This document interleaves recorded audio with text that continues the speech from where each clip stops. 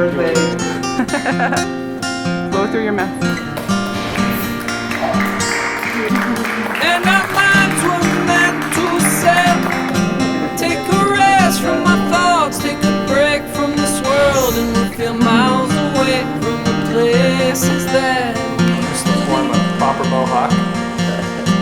And our minds were meant to sail. Take a rest from my thoughts, take a break from this world, and we'll feel miles away from the places that we used to be. I only made it a day and a half with my awesome mohawk, which I actually really liked, but it was starting to fall out and getting a little weird, and I didn't want to be that guy. So got rid of the mohawk, and now I have this awesomeness, and which is actually kind of nice. And so yeah, you saw a little bit about the transplant that happened on Monday. That was when I got my millions upon millions of stem cells reintroduced back into my system. So, which is great. So I guess what I thought would be kind of interesting is to talk about like why, like what's the point, like how does this all work? And I was thinking back about how next month is going to be my 2-year anniversary of dealing with this whole mess. And so back in 2019, the way that they diagnosed this crazy thing was through a lumbar puncture, where they look for elevated proteins, what they call B cells or T cells. And for me, they found elevated B cells. And that was through multiple lumbar punctures, once at Tri-City in May, and then once at UCSD in July or August. And so those B cells continued to increase over time. And I didn't fully understand what that all meant, but as time has gone on and I've tried to learn about it and understand a little bit more the root causes of these autoimmune diseases, I now have a better understanding of why HSCT treatment really is the only way to end it. At least, that we know of yet. So, hi! Hello. I told Emmy that you cut your hair, so she wanted to see you. Alright, here it comes. Hi! Hey, baby girl. Emmy, you like my haircut?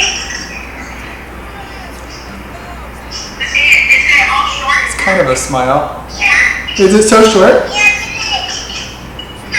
It's kind of fuzzy. So with my elevated B cells, the target antigen for my issue has been the B cells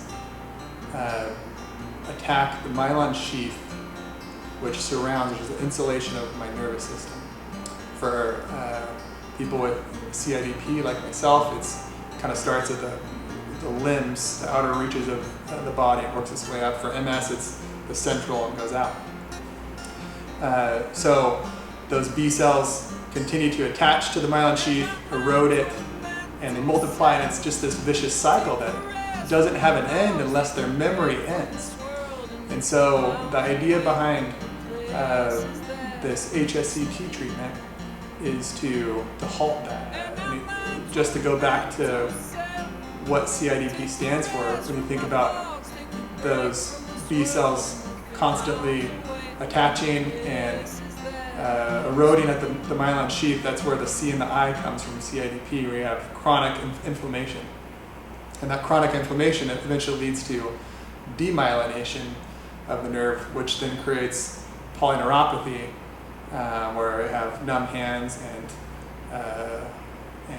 legs, and the nervous system is short-circuiting, causing a lot of neuropathy pain and lots of other issues. So when it comes to jumping into this HSCT treatment, overwhelmingly the biggest pill to swallow or to accept is the fact that you're going to go through 2 blocks of chemotherapy. Thing is no chemo, no cure. Really, the chemo is what ablates the immune system down to no memory. And then the harvest of the stem cells and the transplant of the stem cells is what brings the immune system back to life and creates a new immune system. But having the blocks of chemo, although are scary, gives you the ability to bring the immune system down, erase the lymphocytes' memory, and then reintroduce these new stem cells who will find their way back home to the bone marrow and then begin creating a brand new immune system. Having finished that part of the treatment and now on to this next phase looks something like kind of just wait it out. The next 5 or 7 days I'll go into a phase called neutropenia, where my neutrophil levels will continue to decline, which is white blood cells, red blood cells, platelets will continue to decline as the immune system continues to ablate. Having done the reintroduction or the transplant of the stem cells on Monday, they'll eventually catch up and those stem cells will begin to create new cells, new lymphocytes, and those will begin to build the new immune system. So having had a really good harvest of stem cells at 11 million per kilogram, it'll help shorten the length of the neutropenia hopefully, but hopefully by Monday or Tuesday next week I'll be feeling really good, and my white blood cell count will continue to rise, and that new immune system will be reborn, and the autotoxic memory of those B cells will be gone. And so from then on, the nervous system will be able to work correctly. And over time, the damage that's been done to the nervous system will heal. Sometimes they heal differently, but I think I have a lot good going for me because I've had a lot of healing regardless. So having caught it early, that's something I'm so excited about because of the fact that the recovery could be great. So thanks for following along and appreciate all the support and look forward to keeping in touch.